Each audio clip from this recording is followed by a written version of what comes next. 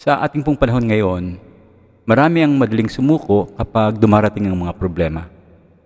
At ito ay maaring problema sa trabaho, sa pamilya, o maging problema sa pananampalataya. Kasunod nun, marami ring mga tao ang nawawalan ng direksyon sa buhay. Maraming nabibigo dahil masyado silang nakatali sa kanilang mga naging pagkakamali at mga kapaitang kanilang naranasan sa nakaraan, bahagi ng kanilang mga buhay. Marahil po ay pamilyar kayo sa karera ng takbuhan o marathon na tinatawag. Dito po ang isang mananakbo ay hindi huminto, hindi siya tumitigil sa pagtakbo kahit na siya ay hirap na, pagod na at grabe na ang kanyang pawis sapagkat ang kanyang tuon ay nandoon sa finish line upang kanyang makamit ang gantimpalang naghihintay na kanyang inaasam sakaling may panalo niya ang larangan ng takbuhan. Katulad po kung papaanong inilarawan ni Apostol Pablo ang kanyang laban sa buhay. Siya ay sa halip na tumigil ay nagpatuloy. Nilimot niya ang mga nakaraan at siya ay nagpatuloy sa hinaharap at nanawagan ng pagkakaisa sa pananampalataya. Bagay na lagi niyang pinapaalala sa lahat ng mamabasa ng kanyang aklat na ang pagiging Kristiyano ay hindi tungkol sa pagiging perpekto, kung hindi patuloy sa paglakad na kasama ang ating Panginoong Hesus. At katulad po ng isang mananakbo sa karera, sa gitna po ng mabilis na pagbabago ng ating mundo, tinatawag tayo ng Diyos na magpatuloy at ituon ang ating mga mata sa gantimpalang buhay na walang hanggan. Magandang umaga po sa inyong lahat mga kapatid. Bago po tayo dumako at magpatuloy sa ating pag-aaral ngayong umaga, nais kong hilingin ang bawat isa na samahan niyo po akong basahin ang ating talata. Matatagpuan po natin ito sa aklat ng Pilipos, Kabanata 3, talatang 12 hanggang talatang 16. Pilipos, Kabanata 3, talatang 12 hanggang talatang 16. Hindi sa nakamtan ko na ang mga bagay na ito, hindi rin sa ako'y ganap na, ngunit sinisikap kong makamtan ang gantimpala sapagkat ito ang dahilan kung bakit ako'y tinawag ni Kristo Jesus. Mga kapatid, hindi ko pinagpapalagay na nakamit ko na ito, ngunit isang bagay ang ginagawa ko habang nililimot ko ang nakaraan at sinisikap na marating ang mga layunin, nais kong makamtan. Nagpupunyagi ako patungo sa hangganan upang makamtan ang gantimpala ng pagkatawag sa akin ng Diyos sa pamamagitan ni Kristo Jesus, ang buhay na nasa langit. Ganyan ang dapat maging kaisipan nating mga matatatag na sa pananampalataya. Ngunit kung hindi ganito ang inyong pag-iisip, ipapaunawa yan sa inyo ng Diyos. Ang mahalaga ay panghawakan natin ang ating nakamtan na. Aming Diyos na makapangyarihan sa lahat, kami po ay lumalapit sa iyo ngayong umaga na may pusong mapagpakumbaba at puspos ng pasasalamat. Salamat po sa pagkakataon na muli kaming makapag-aral ng iyong dakilang salita. Panginoon, dalangin namin na buksan mo ang aming mga puso't isipan. Hayaan mo na ang bawat salita ay magsilbing ilaw at gabay sa aming pananampalataya. Tulungan mo kaming matutong magpatuloy, huwag sumuko, at manatiling nakatuon sa layunin ng aming Panginoong Hesus lamang. Samahan mo po kami, Panginoon, sa oras na ito. Ang iyong banal na Espiritu ang siyang mangusap at magturo sa amin. At naway ang lahat ng aming maririnig at matututunan ay magbunga ng pagbabago sa aming mga buhay. Ito po ang aking dalangin sa pangalan ng iyong anak na si Jesus. Amen. Magpatuloy sa pagtakbo ng pananampalataya tungkol sa layunin ng Panginoon, pagpupursige at pagkakaisa. Ito po ang mga bagay na nais ibahagi ni Apostol Pablo sa kanyang mga talata ngayong umaga. Mga ilang bagay na kailangan nating makita, maaninag at higit sa lahat, magamit natin ng tama at maging bahagi ng ating buhay sa ating paglilingkod sa ating Panginoong Hesus. Bilang isang mananampalataya, dapat po ay kumikilos tayo ng naayon sa kanyang kalooban, naayon sa kanyang mga utos, at higit sa lahat, sinusunod natin ang kanyang patnubay na ipinagkakaloob niya sa atin sa araw-araw. Sa unang bahagi po ng talata ay ating maaninag ang kanyang pag-amin tungkol sa hindi pa niya pagiging ganap. Nabanggit ko po kanina na si Apostol Pablo ay maaari nating ihambing sa isang mananakbo sa karera. At sa gitna ng takbuhan, ang mga manlalaro ay hindi tumitigil o lumiliko sapagkat alam nila na ang gantimpala ay naghihintay sa kanila kapag malapit na sila doon sa finish line. Kaya anuman ang bigat ng laban, siya ay nagpapatuloy sa pagtakbo. Mga kapatid, ang buhay pananampalataya ay hindi isang beses lang ng tagumpay, kundi ang kasunod ay ang ating paglalakbay. Ang ibig ko pong sabihin, hindi ito natatapos sa pagtanggap natin sa ating Panginoong Hesus. Kung hindi, ito'y magpapatuloy hanggang sa dulo sapagkat ang Panginoon mismo ang magtatakda ng layunin at siya rin mismo ang maghihintay sa atin doon sa finish line. At sa ating pong talata, makikita natin ang pag-amin ni Apostol Pablo na siya ay hindi perpekto o ganap sa pananampalataya. Kahit na siya ay isang apostol, hindi niya pinagmamalaki na siya ay nakatapos na. Bagkos patuloy siyang nagpupunyagi, nagsusumikap, bagamat hindi pa niya nakakamtan ang lubos na kasakdalan. Subalit siya po ay nagpatuloy at nagsisikap at nagsusumigasig upang marating ang layunin ng kanyang pagkatawag. At bilang paglilinaw mga kapatid, ang kanyang pagsisikap ay hindi base sa sariling lakas lamang, kung hindi dahil sa Panginoong Hesus na siyang tumawag sa kanya, at iyon po ang dahilan kung bakit siya ay nagpapatuloy. Sa muli, ang talata ay nagtuturo na ang buhay Kristiyano ay hindi tungkol sa pagiging perpekto kaagad, kung hindi ito'y tungkol sa pagpapatuloy ng pagsisikap at paglakad tungo po sa layunin na inilalaan ng ating Panginoon. Isang halimbawa, kung ikaw ay isang estudyante na naka-schedule para kumuha ng board exam, kahit na gaano ka kahusay sa klase, hindi mo pa rin masasabi na ikaw ay talagang totally tapos na. Sapagkat kailangan mo pang tapusin o ipasa ang tinatawag nating board exam. Kaya't hanggat hindi ka pa pumapasa sa mismong board exam o pagsusulit, dapat araw-araw kang magsikap na mag-review, mag-aral pa ng mas mabuti, maglaan ng oras, maraming oras, at magkaroon ka ng disiplina, pagpupursigi, at hindi ka titigil hanggat hindi mo maabot ang layunin na handa ka ng mag-take ng exam. So, gaya po ng estudyante, tayo ring mga mananampalataya ay nasa isang proseso pa.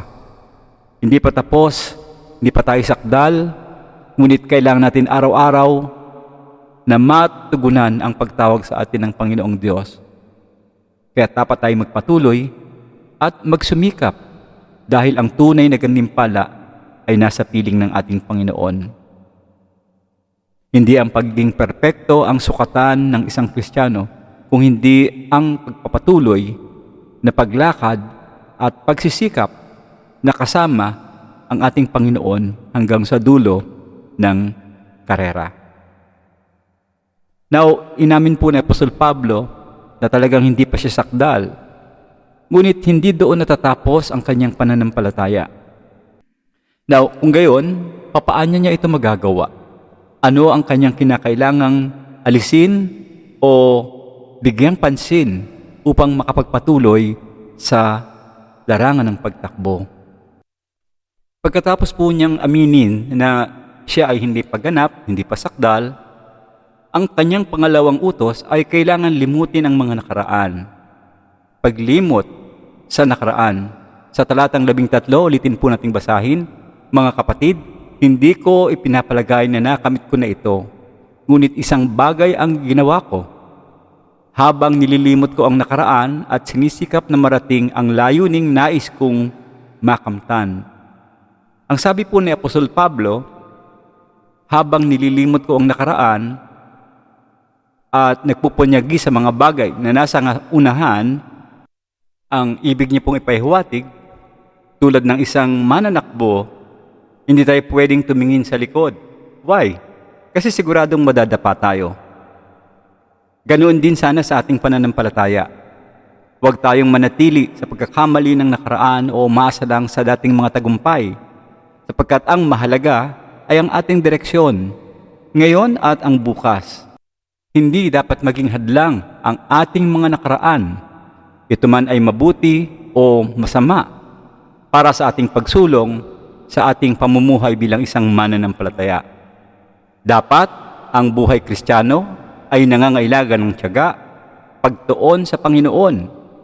Maliwanag na larawan ito ng isang atleta na nakatuon lamang sa finish line.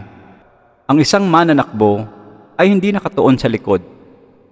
Nakatingin siya sa direksyon na kanyang patutunguhan. Gayon din po ang buhay ni Apostol Pablo. Hindi siya nagpapakalulong sa mga nakaraan at mga pagkakamali.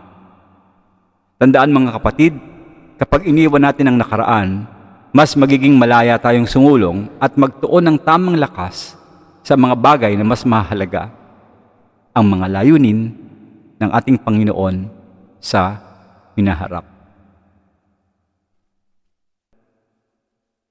Sa pagtakbo po ni Apostol Pablo sa kanyang buhay, sa kanyang laban bilang isang mananampalataya, kanyang inamin na siya ay hindi paganap at totoong sakdal sa pananampalataya.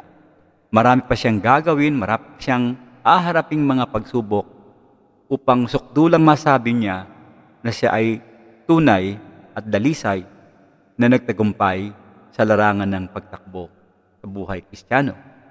Ikalawa, ay hindi na niya binabalikan o pinilit niyang limutin ang mga bagay na nakaraan, mga bagay na nagpapahirap sa kanya noon, kaya hindi siya makausad sa kanyang pananampalataya. Inuutusan tayo na limutin din natin ito, yung mga karanasan at mga pait na ating nadama ng mga nakaraan. At sa pangatlo, in-encourage tayo ni Apostol Pablo na magpatuloy sa ating hinaharap.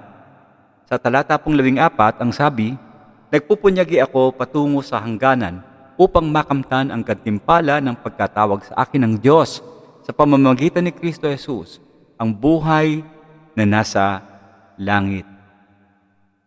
Mga kapatid, ang pagtakbo ay may layunin, at ito ay ang tawag ng Diyos na nasa ating Panginoong Hesus. Ito rin po ay totoong nangangailangan ng tiyaga, ng disiplina, at tamang pagtuon sa ating Panginoong Hesus. Inilalarawan po ni Apostol Pablo na ang buhay Kristiyano ay totoong parang isang karera. Of course, hindi po ito tungkol sa dahan-dahang paglakad, kundi ito ay isang pagtakbo. Pagtakbo ng may layunin, may tiyaga, at may disiplina na ang dapat at tamang focus nito o pagtuon ay nasa pagtawag ng Diyos sa buhay na walang hanggan at sa ganap na pakikipag-isa natin sa ating Panginoong Hesus, na ang katumbas nito ay gintong gantimpala. Of course, tumutukoy po ito sa buhay na walang hanggan, kaluwalhatian sa piling ng Diyos, at kaganapan ng ating nakamit na kaligtasan sa ating buhay. And take note po, hindi ito gantimpalang nakabase sa sariling gawa natin, kung hindi ito'y ayon sa biyaya ng Diyos. Kalakip po noon si Apostol Pablo ay nagpatuloy na tumakbo ng mayroong tiyaga at pag-asa. Of course, mapapansin natin sa bandang huli ng talata na siya ay hindi lamang tumatakbo mag-isa. Nais din niyang makita na ang lahat ng mananampalataya ay magkaroon ng ganitong parehong pananaw at layunin. Kaya't hinihikayat ni Apostol Pablo ang buong iglesia na magkaisa sa pagtakbo ng pananampalataya, magkaroon ng isang direksyon at iisang layunin. Sa aklat po ng unang Korinto, Kabanata 9, talatang 24 at 25, Hindi ba ninyo nalalaman na tumatakbong lahat ang mga kasali sa isang takbuhan, ngunit iisa lamang ang tumatanggap ng gantimpala? Kaya tumakbo kayo sa paraang kayo'y magkakamit niyon. Ang mga nakikipagpaligsahan sa mga palaro ay nagpipigil sa sarili sa lahat ng bagay. Ginagawa nila iyon upang sila ay magkamit ng isang koronang nasisira, ngunit tayo'y para sa hindi nasisira. Alam niyo po, nung panahon ni Apostol Pablo, kilala ang Olympic Games, lalo na sa mga Grego, at ang lahat ng mga mananakbo ay nagsasanay ng matindi para lamang makuha ang isang putong na gawa lamang sa dahon na madaling malanta. Ngunit para kay Apostol Pablo, ang mga Kristiyano ay tumatakbo hindi para sa pansamantalang parangal, kung hindi para sa walang hanggang gantimpala. Ang punto po mga kapatid, kung ang mga atleta noon ay handang maghirap at magsanay para sa isang gantimpala na kumukupas, gaano pa kaya tayo na may mas dakilang gantimpalang matatanggap? Ito ang buhay na walang hanggan at ang kaluwalhatian ng ating Panginoong Hesus. Mga kapatid, para kay Apostol Pablo, ang kanyang buhay ay isang karera na dapat tapusin. Hindi siya nagpapatinag sa pagod at sa hirap, maging sa mga pagsubok, sapagkat nakatuon siya sa gantimpalang naghihintay sa kanya. Kagaya rin ng isang mananakbo na nakatuon sa finish line. Tayo rin ay tinawag na magpatuloy at tayo hindi dapat sumuko. Pero mga kapatid, tandaan niyo po, ito ay hindi lakad ng isang tao lamang. Ang ninanais ni Apostol Pablo ay hindi siya lang ang magpatuloy, kundi lahat tayo na naniniwala sa Panginoong Hesus ay dapat na magkasama-sama at magkaroon ng iisang pananaw. Sa talatang 15 hanggang talatang 16 ng kabanatang 3 ng Aklat ng Pilipos, ganyan ang dapat maging kaisipan nating mga matatag sa pananampalataya. Kung hindi ganito ang inyong pag-iisip, ipapaunawa yan sa inyo ng Diyos. Ang mahalaga ay panghawakan natin ang ating nakamtan na. Sa pagkakataong ito mga kapatid, hinihikayat po ni Apostol Pablo na ang mga Kristiyano ay magkaroon ng gayon ding pag-iisip. Ang ibig niyang sabihin, huwag tayong magtakbuhan ng kanya-kanya, kundi sama-sama sa ating pagsulong. Dapat ang lakad Kristiyano ay hindi solo flight. Ito ay komunidad na tumatakbo sa isang direksyon, nakatuon sa isang gantimpala, at ito ang kaluwalhatian ng ating Panginoon, sapagkat ang ating buhay pananampalataya ay hindi patapos. Huwag tayong tumigil, huwag tayong manatili sa nakaraan, kung hindi magpatuloy tayo sa pagtakbo tungo sa layunin ng Diyos. Tandaan po natin na hindi ang pagiging perpekto ang siyang sukatan, kung hindi ang ating katapatan at ang pagtitiyaga, pagpupursige natin hanggang sa dulo ng laban ng ating buhay. Sama-sama tayong tumakbo sapagkat iisa ang finish line at yan ay walang iba kundi ang ating Panginoong Hesus.